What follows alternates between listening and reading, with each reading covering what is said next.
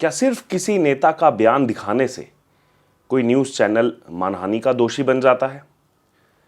क्या किसी इंटरव्यू को दिखाना ही अपराध है? इन सवालों पर जम्मू की अदालत ने एक अहम फैसला जो है वो सुनाया है। आइए आसान भाषा में समझते हैं कि आखिरकार क्या है ये पूरा मामला। नमस्कार, मैं हूं आपके साथ अर्जुन खजूरिया और आप देख रहे हैं द डिजिटल रिपोर्टर। दरअसल आज की इस वीडियो में हम किसी पर भी कोई आरोप नहीं लगाएंगे, ना ही किसी प्रकार का कोई पक्ष लेंगे। हम सिर्फ और सिर्फ कोर्ट के आदेश में क्या लिखा है वही आसान भाषा में आपको समझाएंगे। दरअसल कुछ समय पहले एक आपराधिक मानहानि यानी कि क्रिमिनल डिफेमेशन की शिकायत जो है वो अदालत में दायर की गई थी। शिकायत करने वाले जो नेता थे, इन नेता का कहना था कि सोशल मीडिया पर चलाए गए एक वीडियो से उनकी छवि को नुकसान पहुंचा है। वहीं इस शिकायत में द डिजिटल रिपोर्टर को भी जो है आरोपी बनाया गया था और साथ ही साथ जिन नेता का हमने इंटरव्यू किया था, बलवंत सिंह मनकोटिया, उनको भी इसमें जो है आरोपी बनाया गया था।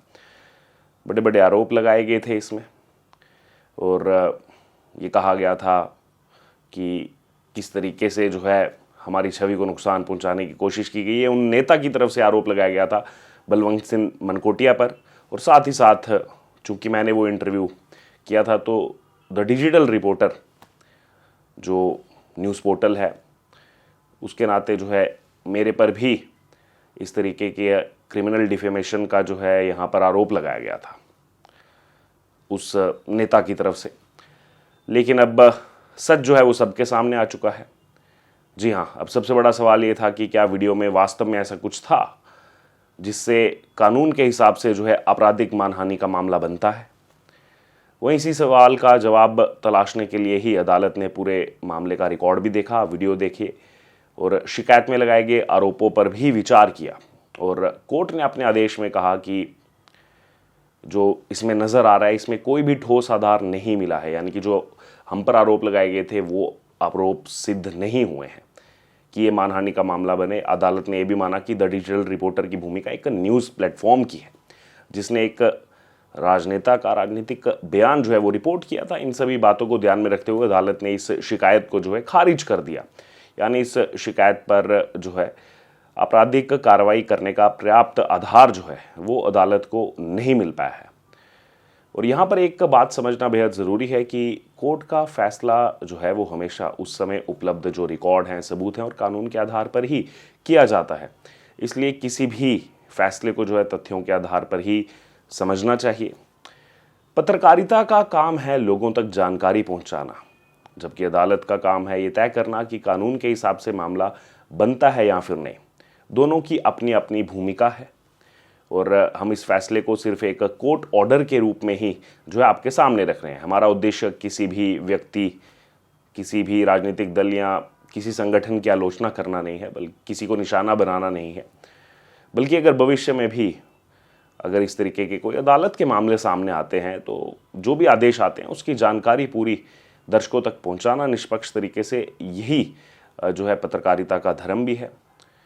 और ये फैसला जो है ये सुनाया गया कोर्ट की तरफ से, जिसमें यहाँ पर क्रिमिनल डिफेमेशन जो है वो मेरे पर किया गया था। मेरे साथ साथ उसमें जो है मैं इंटरव्यू कर रहा था बलवंत सिंह मनकोटिया को, जो उस समय कैंडिडेट थे,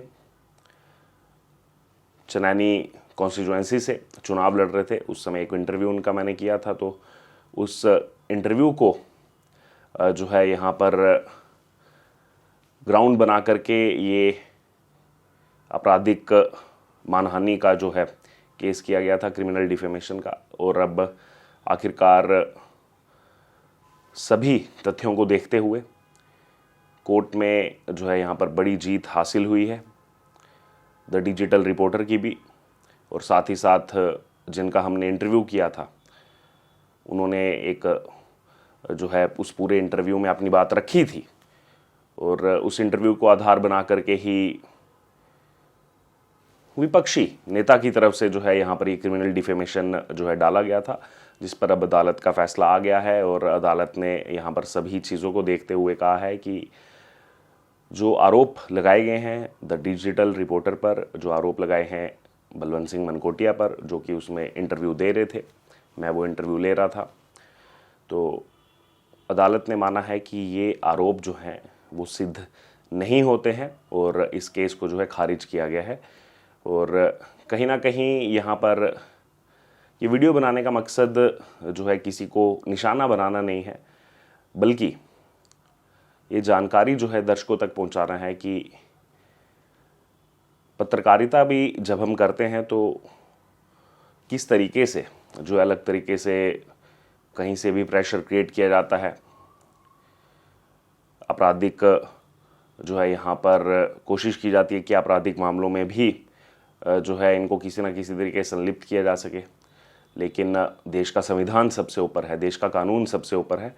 और आज अदालत ने ये फैसला जो है वो जो हमारे हक में सुनाया है, ये केवल हमारे हक में ही नहीं बल्कि पत्रकार जगत की अगर बात की जाए तो उनके लिए भी एक अहम दिन है, जहाँ पर हम बात करते हैं कि फ्रीडम ऑफ प्रेस की, कि जो चीज़ जिस हिसाब से हुई है वो रिपोर्ट करना एक पत्रकार का धर्म है। और यही हमने सीखा भी है। तो देखना होगा कि अब आने वाले दिनों में इस तरीके से भी अगर कोई मामले सामने आते हैं तो उसकी भी जानकारी हम आपके तक पहुंचाएंगे। लेकिन अभी तक की इस खबर में जो है मुख्यतः यही था कि एक मामला हुआ था जो कि बीते लगभग 1.5-2 वर्षों से जम्मू कश्मीर चुनाव जब हुआ था उसके बाद से ये मामला चल रहा था। अब आखिरकार इसमें कोर्ट का फैसला आ चुका है। बहरहाल आपका क्या कहना है यहाँ पर? हमने किसी का जो है यहाँ पर नाम मेंशन नहीं किया है, बल्कि हमने कहा जाए तो अप्रत्यक्ष रूप से दर्शकों तक की ये जानकारी जो है पहुँचाने का काम किया है। बहरहाल क्या कहना है आपका, आप ज़रूर कमेंट बॉक्स में शेयर करें और बने रहें द डिजिटल रिपोर्टर के साथ। मैं हूँ आपके साथ अर्जुन खजूरिया। जय हिंद।